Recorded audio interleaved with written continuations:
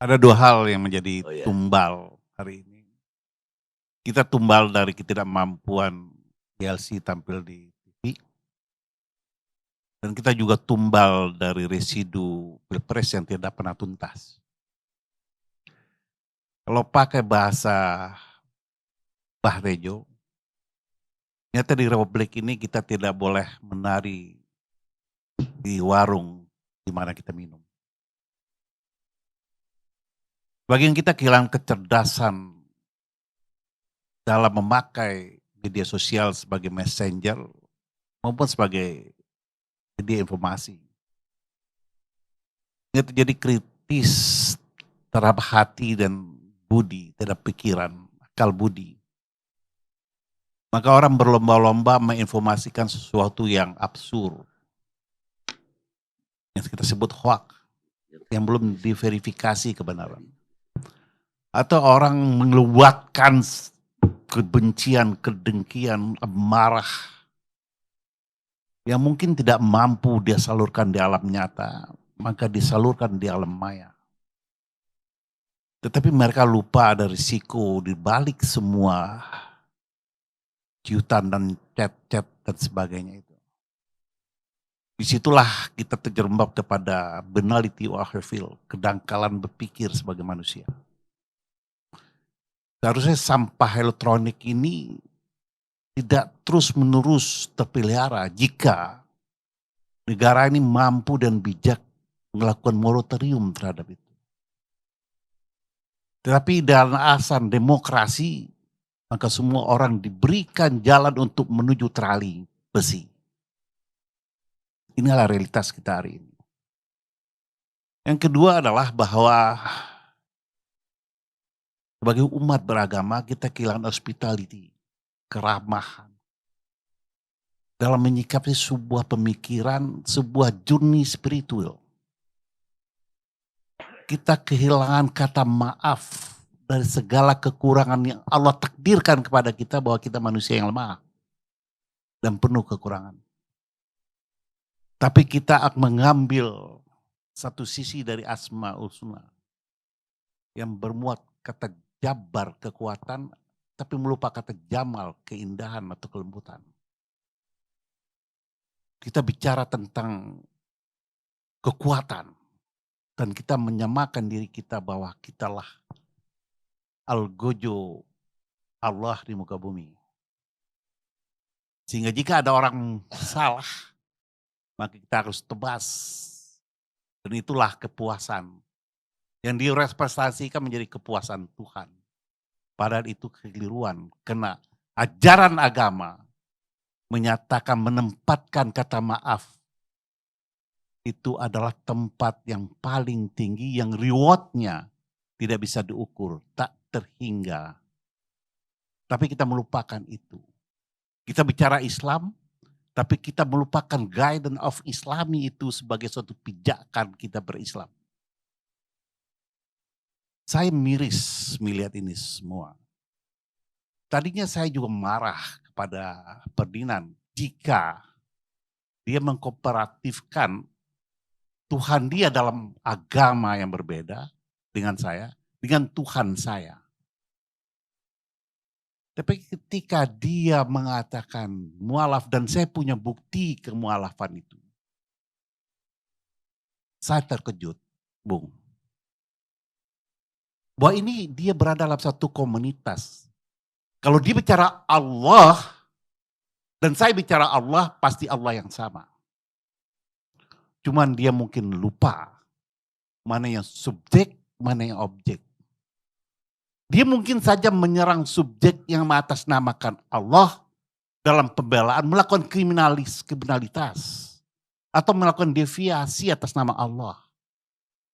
Tapi dia justru menyerang objek, dia menyerang Allah, itu menjadi polemik. Tetapi apakah dia harus dibebankan sebuah kesalahan absolut? Islam mengajarkan harus memberikan ruang yang lebih besar.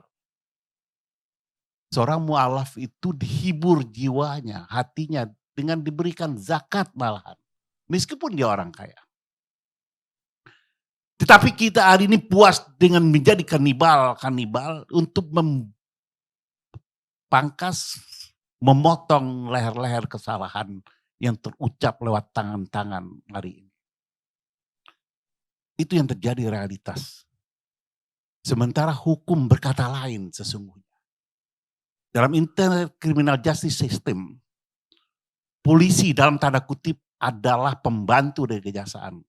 Karena semua penyelidikan dan penyidikan itu, penyidikan kepolisian harus dikonfirmasi oleh kehendak jaksa penuntut umum.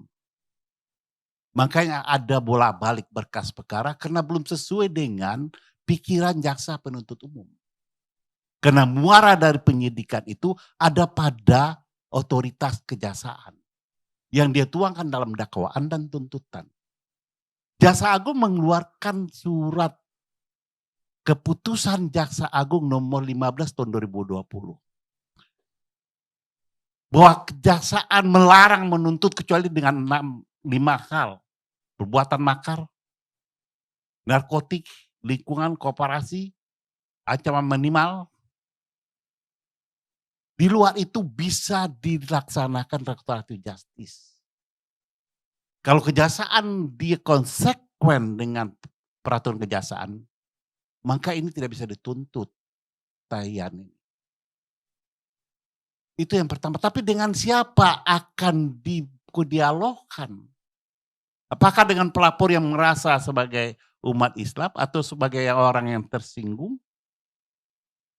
Kalau dia berkaitan dengan agama, siapa yang berhak punya legal standing di situ?